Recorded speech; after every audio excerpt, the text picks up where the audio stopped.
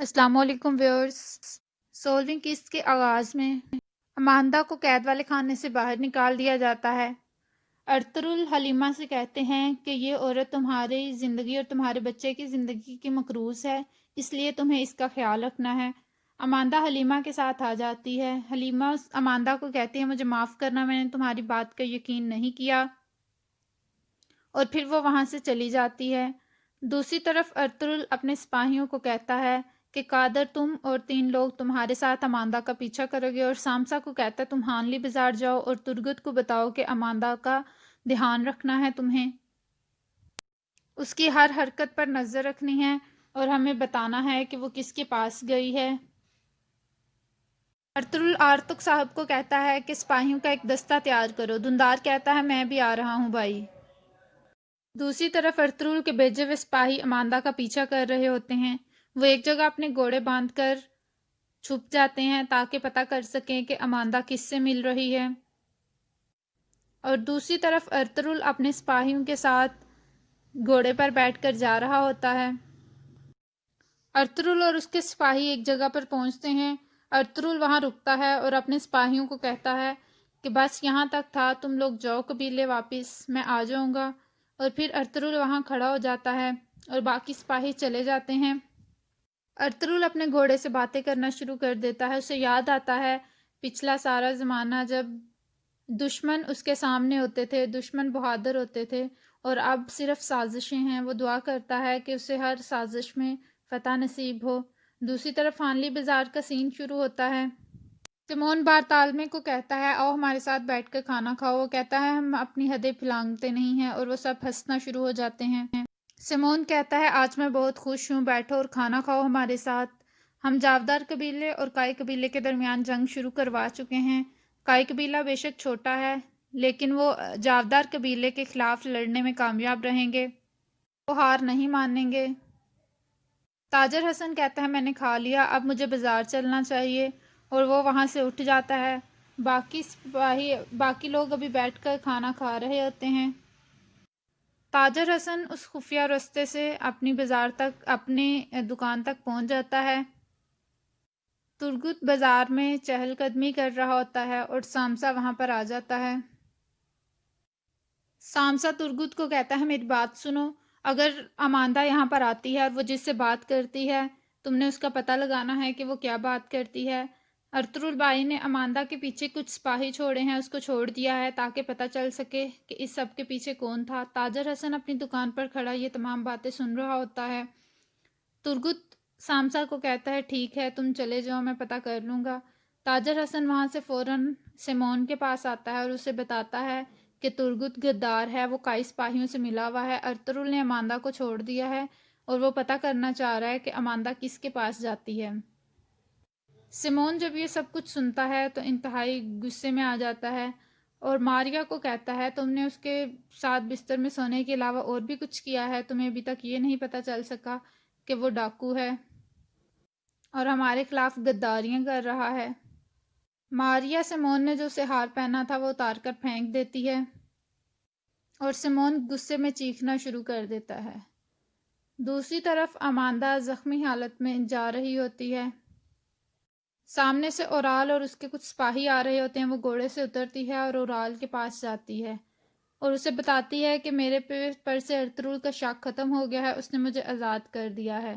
اورال اماندہ کو پکڑتا ہے اور اسے ایک پہاڑ پر لے آتا ہے اور اسے کہتا ہے کہ یہ تم نے کیا بے وقوفی کی ہے، ارطغرل نے تمہارے پیچھے ضرور سپاہی بھیجے ہوں گے، اور خنجر نکال کر اس کے پیٹ میں مار دیتا ہے اور اماندہ کو وہاں پر ہی قتل کر دیتا ہے۔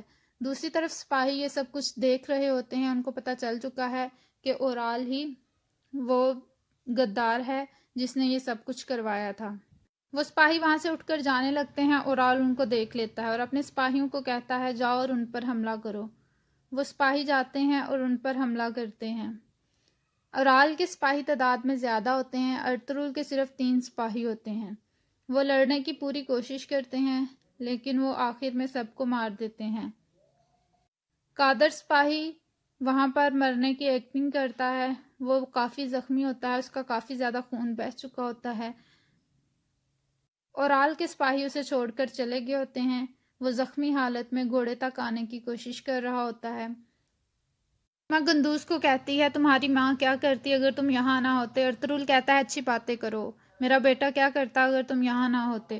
حلیمہ کہتی ہے میں نے کبھی آپ کو یہ نہیں سنتے دیکھا کہ میں کیا کروں گا، اگر میں مر جاتی ہوں تو کیا آپ گندوز کے لیے ستیلی ماں لے کر آئیں گے؟ ارطغرل چپ رہتا ہے۔ حلیمہ کہتی ہے یہ سرداروں کی روایت ہے، وہ دوسری شادی کرتے ہیں، اور آپ کے پیچھے تو ویسے بھی ہمسایوں کی عورتیں پڑی ہیں تو آپ بھی شادی کر لیں گے۔ ارطغرل کہتا ہے کہ ایک بہادر کی تلوار سے دشمن تو بچ جاتا ہے لیکن بیوی کی زبان سے نہیں بچ پاتا۔ دوسری طرف جاودار قبیلے میں جاندار صاحب اورال کے ساتھ آلیار سے باتیں کر رہے ہوتے ہیں۔ جاندار آلیار کو کہتے ہیں کہ خون کے رشتوں کو کوئی علیحدہ نہیں کر سکتا، اور میں نے اسلحان کے لیے ایک فیصلہ کیا، ہم اس کی شادی ارطغرل سے کریں گے۔ دوسری طرف اورال اپنی سپاہیوں کو لے کر ہانلی بازار میں سرائے میں داخل ہو جاتا ہے۔ سیمون اور فلپ آپس میں باتیں کر رہے ہوتے ہیں۔ اورال اپنے سپاہی کو کہتا ہے کہ تمام محافظوں کو ختم کر دو۔ سپاہی کہتا ہے ٹھیک ہے۔ اس کے بعد وہ سرائے کے صحن میں آتا ہے جہاں پر سیمون کھانا کھا رہا ہوتا ہے۔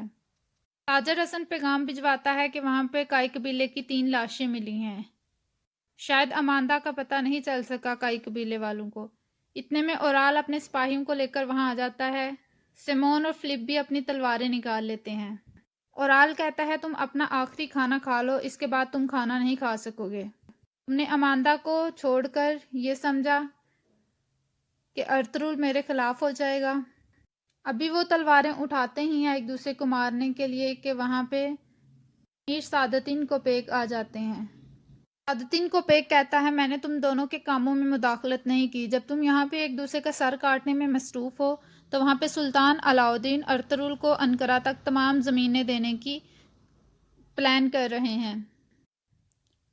ترگت بھی وہاں سے کمرے سے باہر نکل آتا ہے تمام آوازیں سن کر۔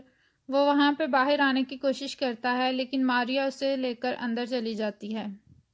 اورال کہتا ہے سلطان بہت بڑی غلطی کر رہے ہیں، وہ کیسے یہ سوچ سکتے ہیں کہ ارطغرل 400 خیموں کو لے کر کاراچائسر قلعہ فتح کرے گا؟ ارطغرل خود ایک چھوٹا سا پتھر ہے، وہ کسی قلعے کو کیسے فتح کر سکتا ہے؟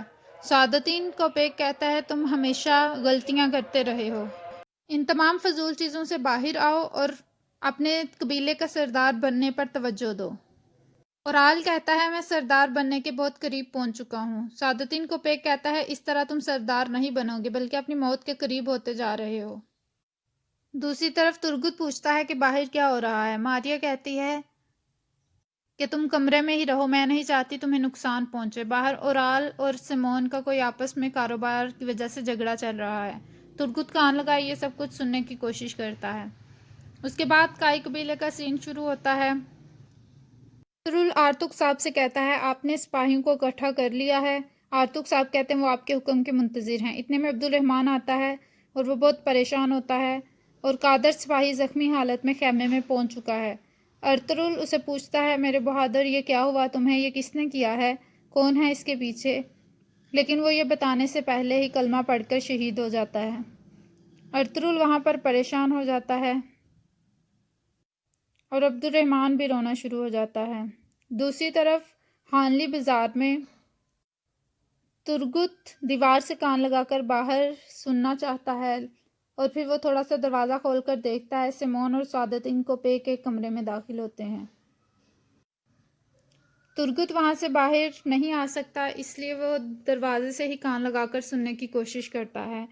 سیمون سعادتین کوپیک کو کہتا ہے کہ میں ارطغرل کی موت کا پروانہ لکھ چکا ہوں۔ سعادتین کوپیک کہتا ہے کہ یہ کام اورال سے نہیں ہو سکتا، یہ تم ہی کر دو گے۔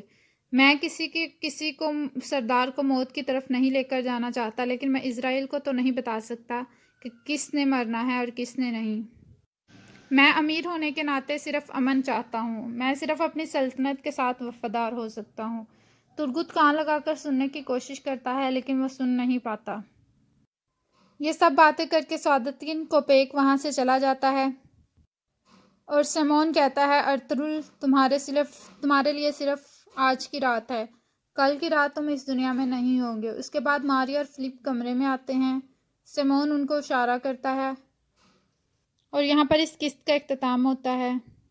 لائک کریے گا، کمنٹ کر کے بتائیے گا کیسی لگی ایپیسوڈ.